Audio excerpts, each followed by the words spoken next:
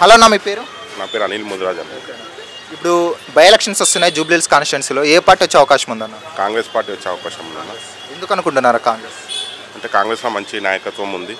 నవీన్ యాదవ్ అసంటోళ్ళు మంచి నాయకత్వం ఉంది. దానివల్ల కాంగ్రెస్ వస్తుందని ఆశిస్తుంది. నవీన్ యాదవ్ గారికి ఇంకా టికెట్ కన్ఫర్మ్ చేయలేదు కదన్నా. ఒకవేళ ఎవరికి ఇస్తే బాగుంటుంది కదా?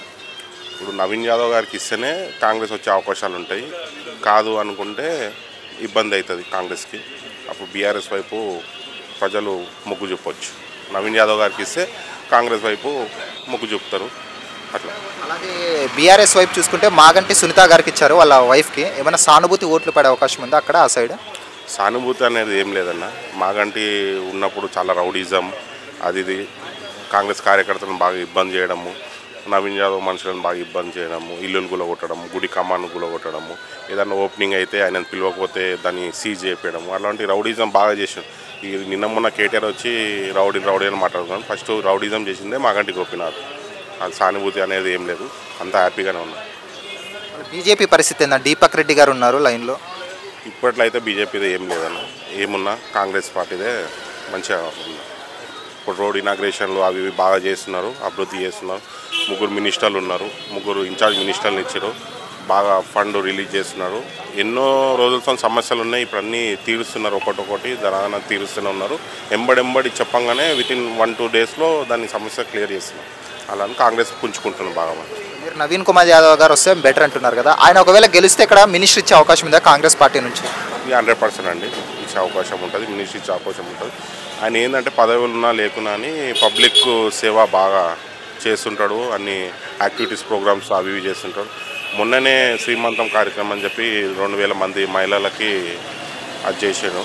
అలా 10 సంవత్సరాలు బీఆర్ఎస్ పార్టీ ఉంది ఇక్కడ చూసుకుంటే. డెవలప్మెంట్ ఓకేనా? ఏమైనా జరిగిందా బీఆర్ఎస్ పార్టీ? డెవలప్మెంట్ ఏం లేదండి, ఖాళీ రౌడీజము.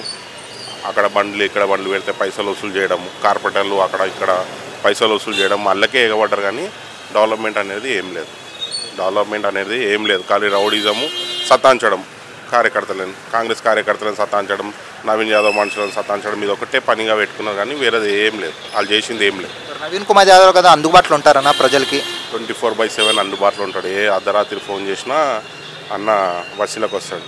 అన్నకు పదవి ఉన్నా లేకున్నా అని బస్సులో 24/7 పబ్లిక్ అందుబాటులో ఉంటాడు. ఏ చిన్న ప్రోగ్రామ్ ఉన్నా అన్న అంటే వస్తాడు. వాళ్ళ ఇంట్లోకి వచ్చి ఉంటారు.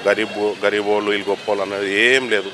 ఎవరు పిలిచినా వాళ్ళ ఇంట్లో వచ్చి భోజనం చేసిపోతారు. అట్లాంటి మనిషి మాకు కావాలని మేము కోరుకుంటాం. జూబ్లీస్ అదృష్టంగా భావిస్తున్నాం. ఈ ఎండిక అదృష్టంగా భావిస్తున్నాం. ఏం సానుభూతి, ఆయన చచ్చిపోయిందని బాధపడేది ఏం లేదు. మాకు ఎంత ఇబ్బంది పెట్టిండో ఆ దేవుడు చూపించిండు ఆయనకు అన్నట్టు మేము థ్యాంక్స్. హాయ్ ఫ్రెండ్స్, మా ఫ్యూచర్ టుడే ఛానల్ చూస్తున్నందుకు చాలా థ్యాంక్స్. మరిన్ని లేటెస్ట్ వీడియోస్ కోసం వెంటనే సబ్స్క్రైబ్ చేయండి. అలాగే ఈ బెల్ ని కూడా రింగ్ చేసేయండి. మా లేటెస్ట్ వీడియోస్ నోటిఫికేషన్స్ అన్నీ మీ మొబైల్లో వస్తాయి. మా వీడియోస్ మీకు నచ్చితే లైక్ చేయండి, షేర్ చేయండి, నచ్చకపోతే కామెంట్ చేయండి.